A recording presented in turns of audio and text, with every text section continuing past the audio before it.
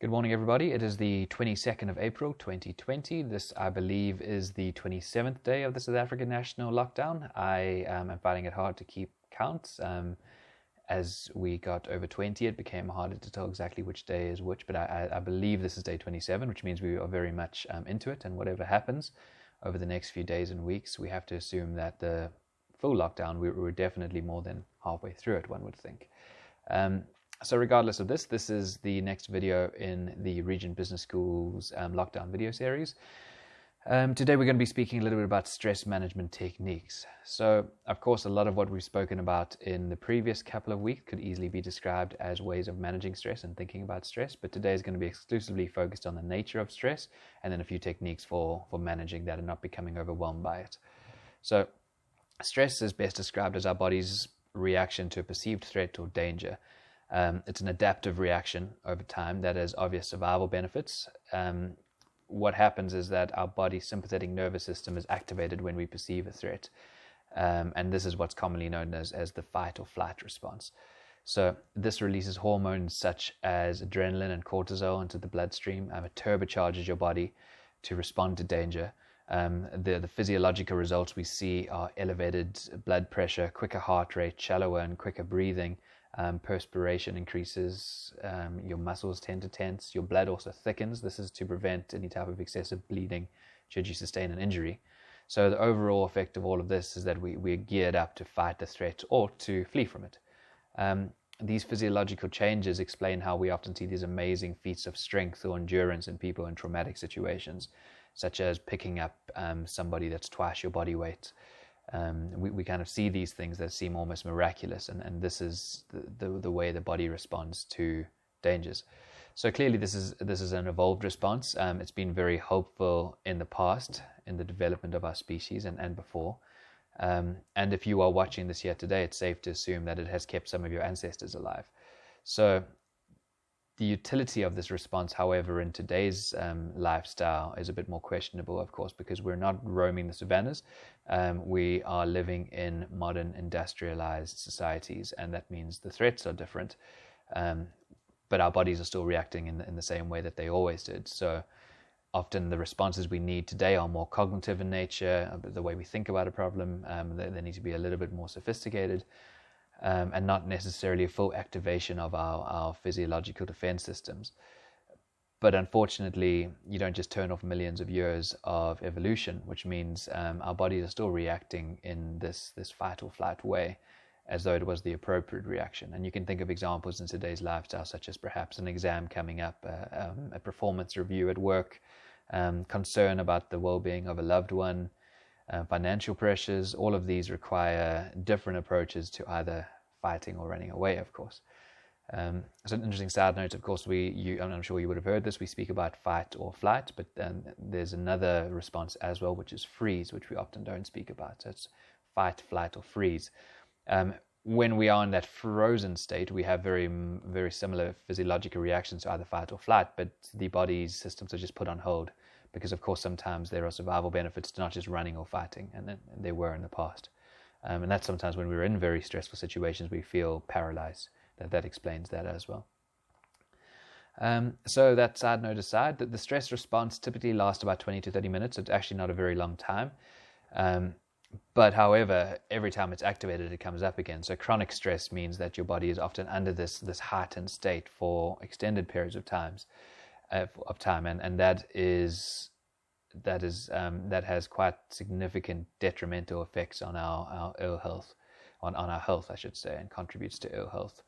So, of course, stress is a part of life. There's no living without stress, and that's okay. That's what we could call good stress or eustress. Without it, we would feel unmotivated, I think. We wouldn't be driven to aspire to greater things, or to grow, or to do better generally, or to be better. So stress is not in itself a bad thing. It's all about the way we manage it and getting it to a state where we're not overwhelmed by it. So the key here is that if we are saying stress is a reaction to a perceived threat or danger, the key word here is perceived. So we can't control what happens to us, but we can control our reaction, and part of our reaction is the perception of these events. So when I say control our reaction, we of course can't control the stress response in itself. This is this is an automatic response. We're not thinking, okay, well, I need to put more adrenaline into my bloodstream right now.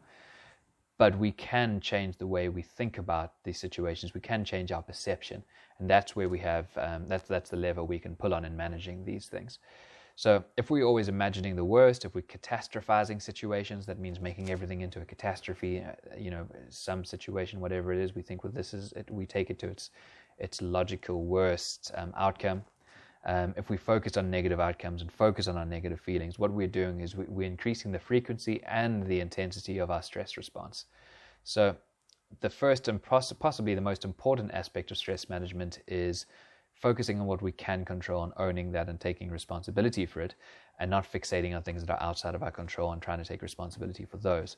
So there's a very easy exercise you can do to work out what is in your control and what is out your control. Basically, in the column that is out your control is everything, except for the way you think, feel, and act. Everything else you have no control over. And that is a scary thought, perhaps, but it's also a liberating thought, because it means we can let go a lot of these worries that we have. We can't change what happened in the past, but we can change the way we think about it. We can't change what's coming in the present, but again, we can change the way we think about the future. And then in terms of the present, the way we think, the way we feel, the way we act is also, of course, going to have impacts on ourselves going forward. So if we're in a stressful situation, the best case is that we are able to engage and find a way of resolving the stressor. This is a direct approach. It means taking control of what we can control, and this eliminates the stress because we remove the causes of the stress. So this might sound simple, but it actually involves a number of key skills such as assertiveness and direct communication and conflict management and boundary setting, because a lot of the stress we're experiencing is coming from interpersonal relationships. So, for example, if I'm feeling victimized by my boss, I can persist in the stressful situation without doing anything for months and feel that stress every day, and then when I'm coming to work and when I'm thinking about it when I'm at home. Or I can confront them directly in a constructive manner. The outcome of this is still outside of my control, and that situation is a stressful one as well. But what it happens is I'm owning what I do control, and I'm giving myself a better chance of a successful outcome instead of just passively enduring the stress. So naturally, and I'm sure you're thinking this is not always possible. It's not always an option to be able to actually resolve the stressor. And actually, more than it not necessarily being possible all the time, it's probably only possible a very small percentage of the time. Which means in life, a lot of the time, there's stress that's going to be hanging over us that we actually have no control over. This means we have to find ways of building a tolerance for being in stressful situations, and also find ways of managing ourselves and our reactions and our feelings in those stressful situations that we are forced to endure. Again, if we can remove ourselves from a stressful situation, or we can deal with the stressful situation, that's first prize, but that's not always possible. So exercise, as discussed before, is a very helpful stress management technique. It reduces some of the physiological symptoms of stress. It boosts our mood, and it also helps with giving us a clear mind, which helps with problem solving and thinking creatively about the problem. In addition to this, talking to people, be it loved ones, even a professional, also a very helpful way of managing stress. This has been very well established in research over decades. So there's a few reasons for this. Firstly, being listened to is a very powerful experience. It helps us express painful emotions, and it facilitates the healing of those wounds, those emotional wounds.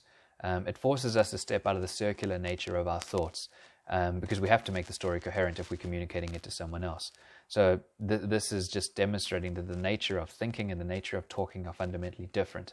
And so talking and actually saying the words is a sense-making process. It helps us to process and make sense of our experiences. And talking gives us perspective. Perspective is just seeing something for what it really is, the size of it. You can think about, sometimes we think about our problem as though it's right in front of our face like that, and if you hold it up, it seems a lot bigger. As we start to move away, we can see the problem for what it is. That's an illustration of what perspective is. It's easy to become overwhelmed by stress and to feel like it's never ending. And that's what perspective gives us, as well as a sense of the duration of it, to say, well, this is incredibly difficult for me right now, but it won't last forever. There will be a time in the future, whether it's days, weeks, or months away, where I will be through this.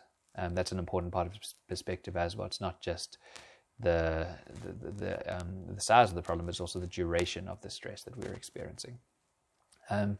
Creative pursuits are a great way of expressing the feelings that are associated with stress. So this is something the psychoanalysts call sublimation. Sublimation is converting your painful thoughts and feelings into art. That can be a really rewarding process, but also it can be stress relieving. Deep breathing exercises are a simple yet extremely effective way of managing stress, because what they do is they actually are one of the few ways we can exert control over our sympathetic nervous system. We can't just turn it off consciously, but by performing deep breathing exercises, that actually slows down and mitigates the stress response. And it gives us something to focus on as well, if you just focus on your breathing. Relaxation techniques like progressive muscle relaxation are also really helpful in managing the stress reaction and the tension that gets built up in our body as a result. You can layer this with visualization exercises, so imagining yourself in a place that is peaceful and going through the whole sensory experience of what it's like to be in that place. That also removes us and applies calming cognitive forces in very stressful situations. So this is just a kind of overview of the different types of stress management techniques, and it's not about which one is the best as such, but it's about having a versatile and multifaceted toolbox. So the more tools we have in our toolbox, the more we're able to deal with stress, because there is no right approach, but rather an approach that would be appropriate for that situation. So we need to be able to be versatile and flexible and creative in applying different ways of managing stress to different types of stresses, because often where we run into trouble is where we only have one way of dealing with stress. We avoid it, for example. And there's a time to avoid stress. There's a time where thinking about it is not helpful and we have to put it out of our mind and compartmentalize it and get on with the day. But if that's our only tool, it overwhelms us, it becomes worse, and it's always running in the background as well. So again, it's about knowing and having options, knowing that we can use different approaches and having the ability to lean into different types of ways of dealing with stress. That's a very important aspect of stress management. So we'll leave it at that for today. We are going to speak a little bit about conflict management on Friday. And as mentioned a little bit earlier in this video, being able to manage conflict is also a way of managing stress as well, because if we don't have the tools to deal with conflict, then we avoid it or we enter it in very toxic, destructive ways, and that of course adds to the stress that we're experiencing. So thank you very much. Enjoy the rest of your week, and let's catch up on Wednesday and get into conflict management.